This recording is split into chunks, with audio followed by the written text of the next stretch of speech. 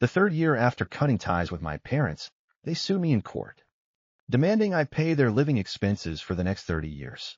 They weren't suing because they needed money. They just wanted to give their newly admitted to law firm foster son a chance to make a name for himself. They knew my health was poor, because my right kidney had been personally cut out by my surgeon father and given to my foster brother. They knew my reputation was ruined, because my lawyer mother had once set me up to take the fall for my foster brother and go to prison. Yet they still did this, because one needed to avoid suspicion and the other needed to repay a debt of gratitude. The court ultimately ruled that I must immediately pay 300,000 yuan, because I only had 300,000 yuan, my life-saving money. Outside the courthouse, my parents looked down their noses and said, "Son, as long as you're alive in this world, don't think you can escape your parents." I thought they were right. So when the system found me, told me I had late-stage kidney cancer and no money for treatment, and asked if I wanted to go to another world, I immediately agreed. Oh.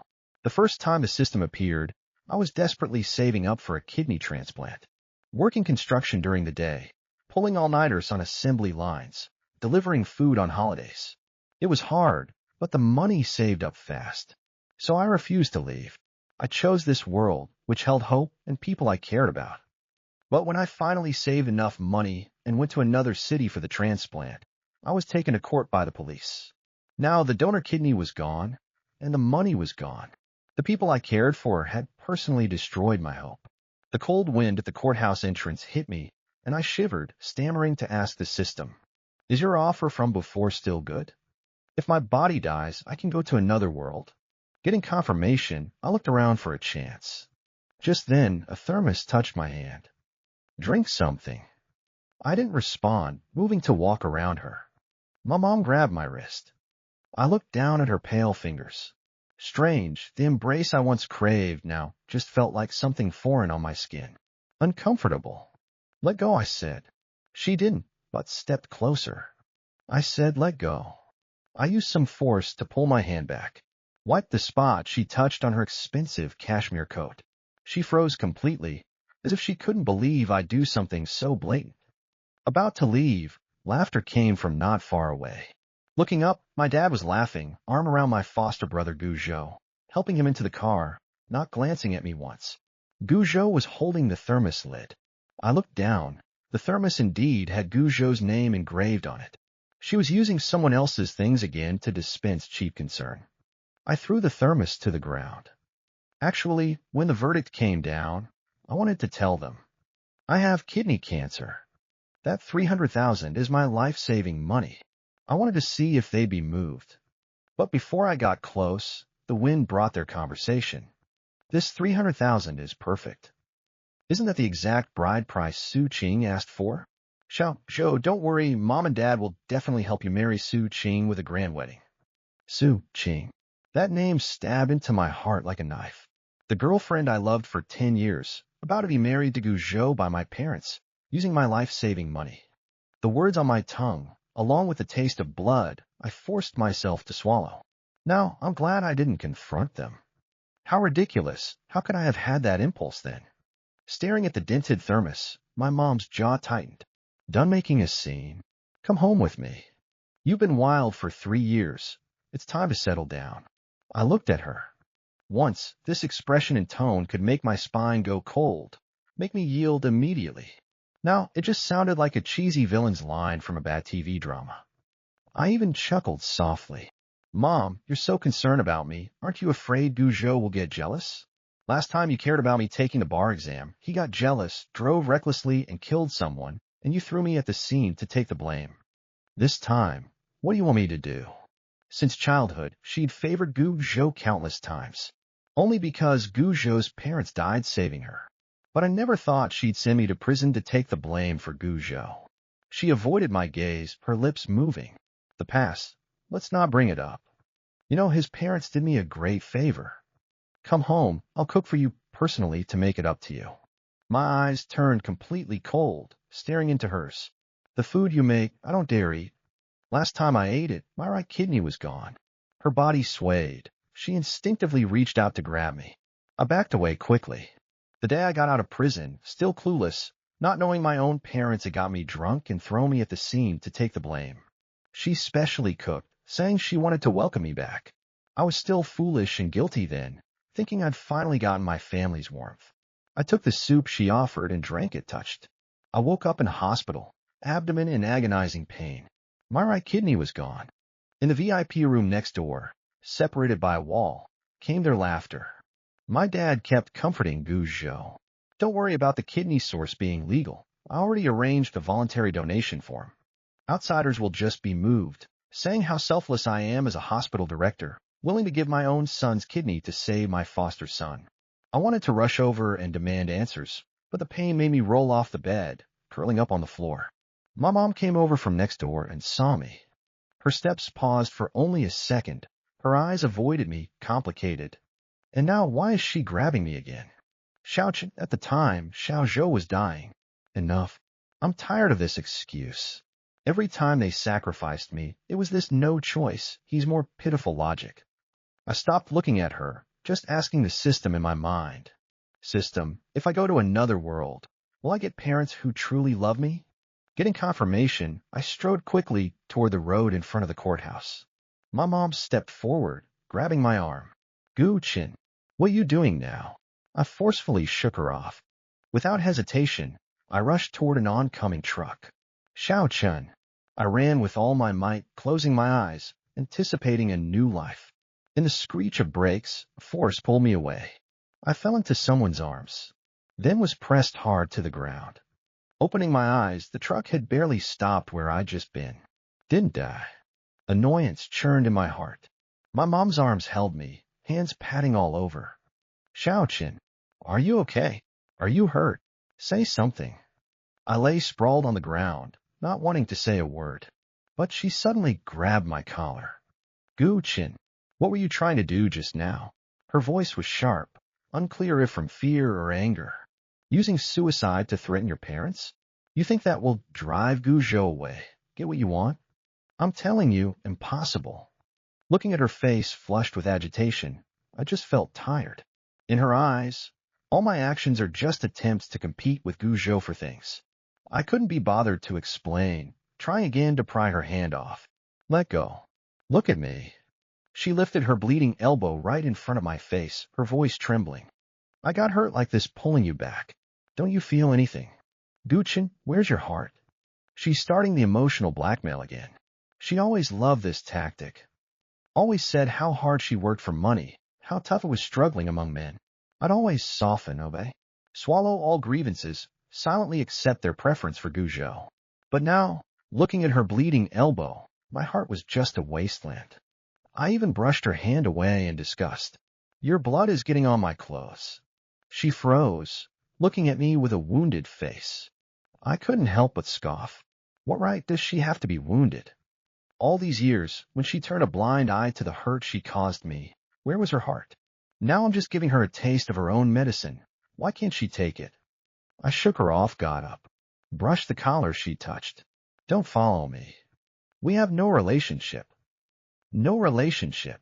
She stumbled to her feet. Gu Qin, I'm your mother. I stopped, the corner of my mouth twitching. Didn't you publicly disown me long ago? What, do important people have short memories? That was the banquet celebrating Guzhou's recovery after the kidney transplant. Guzhou got drunk, came over with a glass to thank me. In his drunken words, he revealed that after the hit and run back then, it was my mom who got me drunk and threw me at the scene to take the blame. I served 5 years in prison. A Tsinghua/Beijing University law graduate turned into an ex-con. I broke down on the spot, demanding answers. But she told everyone without changing expression that I'd had mental problems since prison. In that moment, all my pent-up grievances and anger completely exploded. I flipped the table, screamed hoarsely about how she'd favored Guzhou since childhood, how she'd sacrificed me. Humiliated in front of everyone, she pointed at me and said coldly, "Fine. Since you hate us so much, I'll act like I never had you as a son. From now on, whether you live or die, Gu Qin, it has nothing to do with us." The words severing ties were spoken by her own mouth. I looked at her furious face now and said, word by word, "Since the ties are severed, my life or death, what right do you have to interfere?" With that, I turned and walked away. Silence behind me for a long time. Then her voice rose again. No matter what, you're my only son. The young master of the Gu family. Really? I sneered. Her body trembled, as if just realizing that now, the nominal young master of the Gu family is Gu Zhou. She personally brought Gu Zhou into her law firm, publicly confirmed his status. And me, the real young master, am just a notorious ex-con. My laughter grew louder, but tears rolled down unexpectedly. I used to not understand. The parents who held me on their knees to teach me characters, who were proud of me, how they become strangers desperately favoring an outsider. After countless sleepless nights, I finally understood. One is an obsessive, using the law to repay a debt with a whole family. The other is a hypocrite, sacrificing everything to protect the reputation of a hospital director. In the face of gratitude and reputation, I'll always come last. She pulled me into the car without another word, head lowered. Xiao Chen, stop making a scene. Today is Gu Zhou and Su Qing's wedding. Come with Mom first. After Gu Zhou gets married, Mom will have repaid the debt, then I'll properly make it up to you. I've heard words like this since I was little.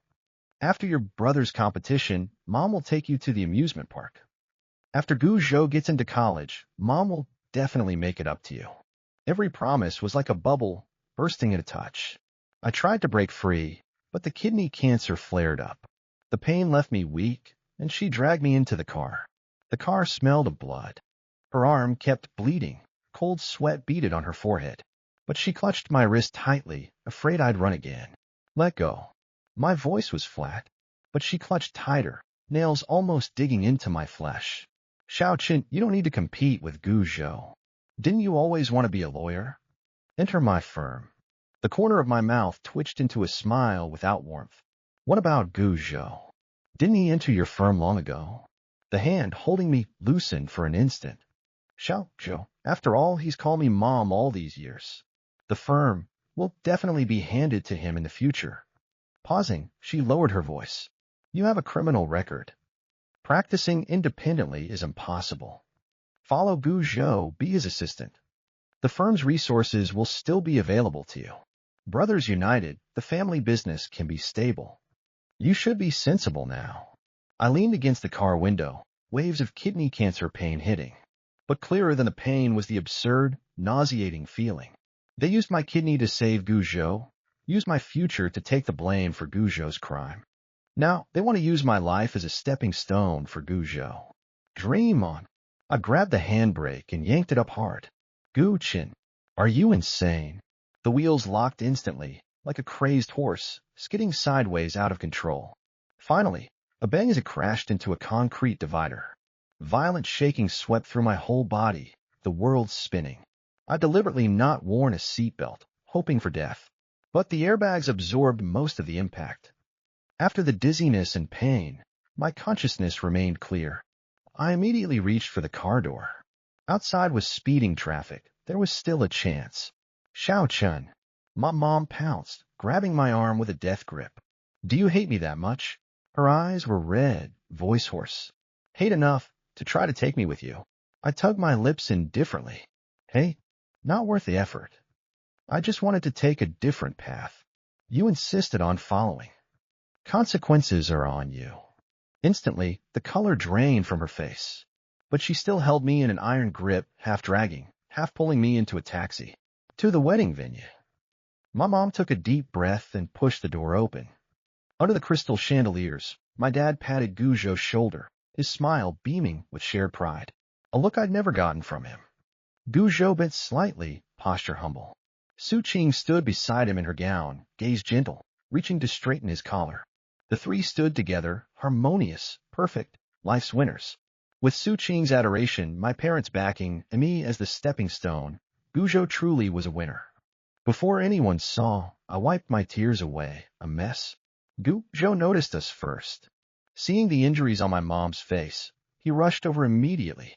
Mom, what happened to you? He supported my mom, avoiding the wounds, his eyes sweeping coldly over me. Was it Gu Qin again? Did he do something to you? Is he? Xiao Zhou. My mom cut in sharply. It's not related to him. I was careless. She caught her breath. You're a lawyer. Words require evidence. You can't wrongfully accuse people. Guzhou's face flashed with humiliation. I also glanced at my mom in surprise. The one who led the fabrication of evidence to wrongfully accuse me was now saying such things. Su Qing walked over, linking her arm with Guzhou's, voice soft. Brother Guzhou is just worried. Mom, don't blame him. She looked at me, tone still gentle, but each word stabbed. Some people can't stand to see others happy when their own lives are a mess, always trying to stir up trouble at home. Compared to Brother Guzhou, someone really is worlds apart. Her features were as lovely as 10 years ago. Back then, she was curled under a bridge, like a dirty stray cat, only her eyes startlingly bright. I brought her home, got scolded by my mom for months, bringing all sorts of dirty things home. To get her into school, I saved my breakfast money, sneaked off to work construction, got my arms sliced open by rebar, and didn't dare say a word. I saved for a long time, bought a pair of simple silver rings, slipped the smaller one onto her finger, saying I'd marry her when I made something of myself. She nodded hard, eyes bright like stars. The 2 years I was in prison, she visited me without fail, rain or shine, saying she'd wait. She was once the only light in my world. But after my mom publicly disowned me, I got a message from her. We're breaking up. I got rid of the baby.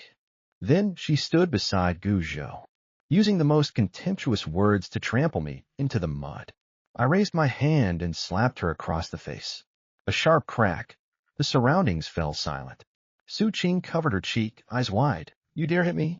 I shook my numb hand. Bad mouth deserves hitting.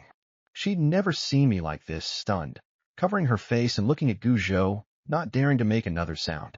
Gu Qin. Guzhou stepped forward, pointing at my nose. Have you had enough? What kind of occasion is this? You dare hit someone? Apologize. I saw the simple silver ring on his pointing finger, the one that should have been mine. Years of pin-up rage shattered my reason. I punched him in the face. Smashed that hypocritical mask. Guzhou caught off guard, staggered, knocked over a champagne tower, glass shattering everywhere. Before I could savor the thrill of revenge, sharp pain bloomed on the side of my face. My dad punched me to the ground, spit almost hitting my face. You disgrace. Look at what you've become. What else can you do besides fight? He pointed at me, face full of disgust. Look at your sickly state. Bad luck. Ridiculous. This sickly state, isn't it precisely his doing? I lay sprawled, unable to get up for a while. My mom gasped, wanting to help, but Guzhou, covering his face, spoke. Dad, Mom, don't blame Xiaoqin. He lowered his head, voice choked. It's all my fault. If my parents hadn't died, Xiaoqin wouldn't feel. I stole everything from him. I'll leave. This family never should have had me in the first place. As always, retreating to advance. Always effective. My parents immediately crowded around him. Even Su Qing forgot her pain, anxiously checking. She looked up at me, glaring. Gu Qin, you'll never compare to him. Being with you back then was only because I had no choice. That night under the bridge, the one who saved me was actually Guzhou. You're just a fraud who stole credit.